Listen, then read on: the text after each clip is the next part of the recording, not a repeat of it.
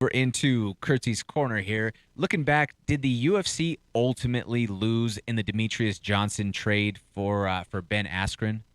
I'm gonna go with what is yes for $400. So, generally speaking, in MMA, you have three types of people, and you can correct me if I'm wrong with this one. But you have fighters, you have athletes, and you have martial artists. Every now and then, you're going to have someone who comes along and brings a blend of all three of those, and depending on what level they are able to climb within those three realms, you could have somebody special.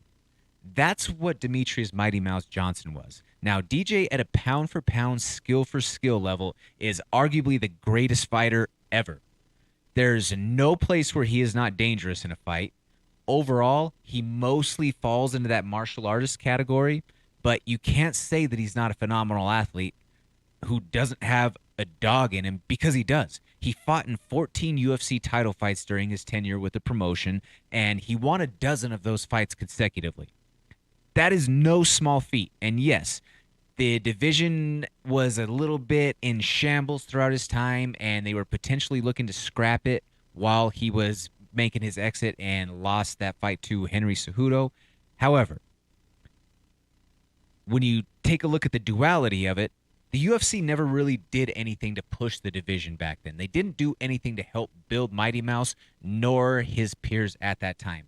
I distinctly remember a matchup when they were both top three guys between Sergio Pettis and Joseph Benavidez, and they were on the early Fight Pass prelims of a card. Those are two top three guys in the world, and they're buried on the 4:30 start time. How do you expect to build any sort of attention to the division? How do you expect to allow DJ to have any sort of pay-per-view drawing potential if you only put him on fight cards in obscure locations for the most part? You didn't set him up for success in that regard. And yes, I understand that from the 30,000 foot view, if you take a look at it as far as DJ for Ben at that time, yes, he was an undefeated world champion in two major organizations out there, and he did have a lot of buzz behind him of people that just the thought of what if. But it was too late as far as Ben goes. He was too broken down. He was too hurt. I mean, he's a former Olympian, so on and so forth. We all know the story of him, two-time Hodge winner.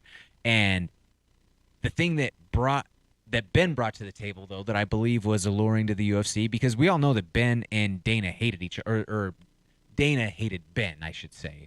Yeah. Had an aversion to Ben. But nonetheless, Ben brought a buzz about him that drew eyes to the product. So when you have somebody like Ben, who was as boisterous, outspoken, but also intelligent in the process, in terms of, he wasn't just a loudmouth, just barking like a dog. He was able to form these sort of arguments in route of selling the fight with, and he didn't fight Kamaru, but he had Kamaru ready to fight him in the middle of a tunnel. Just being able to be that just witty guy who just picked and prodded at people and was able to drum up so much attention that essentially he is to thank for the entire propulsion. Ben Askren was the accelerant for the rocket fuel that propelled Jorge Masvidal into superstardom. Masvidal owes Askren like 10% of everything. And Askren's ability to rock the mic was alluring to the promotion in that way, and that helped build that entire moment. I mean, because Ben talked so much and sold that fight so well with Masvidal and got under him so much, that produced the response of Masvidal after the fight to go do the plank, to do the tapping on the mat, that just became such a meme sensation out there that spread like wildfire. Now, it's tough to say that it's a complete loss all the way around when you encompass the business side, but I think when you take a look at it at its root level, Alan Jouban made a spot-on statement on Twitter the other day about this.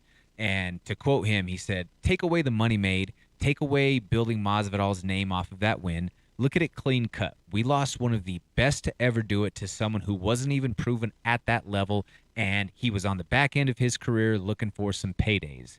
Imagine the matchups at 125 now. A loss." Now, as a purist, it's a crazy thought to think about the DJ versus Figueiredo matchup, what it might look like against somebody like Brandon Raw Dog Royval. Those are just so appealing as a fan and someone who just loves to see styles clash. That's all for Kurtzy's Corner this week. Thank you so much for watching. Please hit that like, share, and subscribe button. That helps us continue to produce this original MMA content and bring it for you every single week. Tune in to the MMA Plug presented by DenverSportsBetting.com on 98.1 FM, Mile High Sports Radio on Wednesday nights from 6 to 7 p.m. or live stream at DenverSportsBetting.com/radio.